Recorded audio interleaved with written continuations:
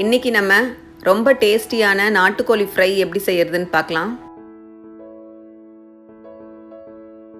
வீடியோக்குள்ளே போகிறதுக்கு முன்னாடி நம்ம நிக்கி பேபிஸ் கிச்சனில் வெஜ் அண்ட் நான்வெஜ்ஜில் உள்ள எல்லா விதமான ரெசிபீஸும் நீங்கள் பார்க்கலாம். இது வரைக்கும் நம்ம சேனலை சப்ஸ்கிரைப் பண்ணலைன்னா கண்டிப்பாக சப்ஸ்கிரைப் பண்ணிடுங்க. வீடியோ கடைசியில் உங்களுக்கான குக்கிங் டிப் இருக்குது.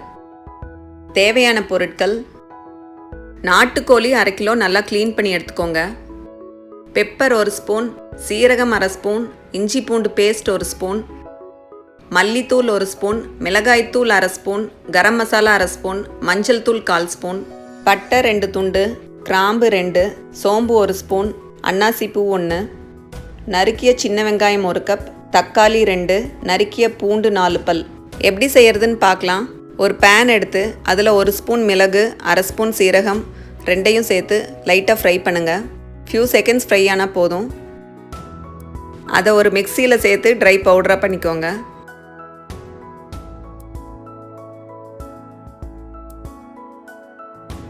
ஒரு கடாயில் 2 ஸ்பூன் எண்ணெய் சேர்த்துக்கோங்க. நான் மரசெக்கு எண்ணெய் சேர்த்துருக்கேன். இது நான்வெஜ் ரெசிபீஸ்க்கு நல்ல ஒரு ஃப்ளேவர் கொடுக்கும். இது கூட பட்டை, கிராம்பு, சோம்பு, அன்னாசிப்பூ எல்லாத்தையும் சேர்த்து லைட்டாக ஃப்ரை பண்ணுங்கள். இது கூட கருவேப்பிலையும் பூண்டும் சேர்த்துக்கலாம். அடுத்து சின்ன வெங்காயத்தை சேர்த்து நல்லா வணக்கி விடுங்க.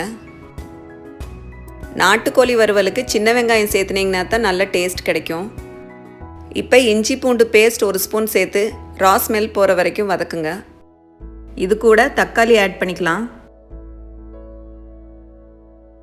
இப்போ மல்லித்தூள் 1 ஸ்பூன், மிளகாய்த்தூள் 1/2 ஸ்பூன், கரம் மசாலா 1/2 ஸ்பூன், மஞ்சள் தூள் 1/4 ஸ்பூன் இதெல்லாத்தையும் சேர்த்து நல்லா வணக்கி விடுங்க.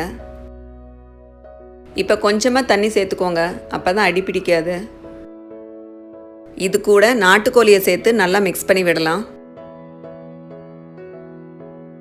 இதுக்கு தேவையான அளவு கல்லுப்பு சேர்த்து எல்லாத்தையும் நல்லா கலந்து விடுங்க. இந்த சிக்கன் வேகிற அளவுக்கு தண்ணி ஊற்றி அதை ஒரு 20 நிமிஷம் மூடி வச்சிடலாம், வேகட்டும். இப்போ நம்ம திறந்து பார்க்கலாம். இப்போ பாருங்கள், தண்ணியெல்லாம் நல்லா சுண்டிருச்சு. சிக்கனும் நல்லா வெந்துருச்சு. இது கூட நம்ம அரைச்சி வச்ச பவுடரை சேர்த்து எல்லாத்தையும் நல்லா கலந்து விடுங்க. இப்போ நம்ம இதை சர்வ் பண்ணிடலாம். ரச சாதம், தயிர் சாதத்துக்கெல்லாம் இந்த வறுவல் ஆப்டாக சூட் ஆகும். கண்டிப்பாக நீங்களும் வீட்டில் ட்ரை பண்ணி பாருங்கள்.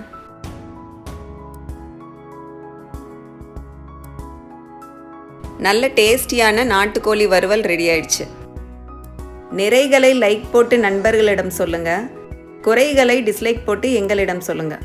உங்களுக்கான குக்கிங் டிப்: சமைச்சதுக்கப்புறம் கேஸ்கெட்டை ஃப்ரீசரில் போட்டு வச்சிங்கன்னா கேஸ்கெட் ரொம்ப நாளைக்கு வரும்.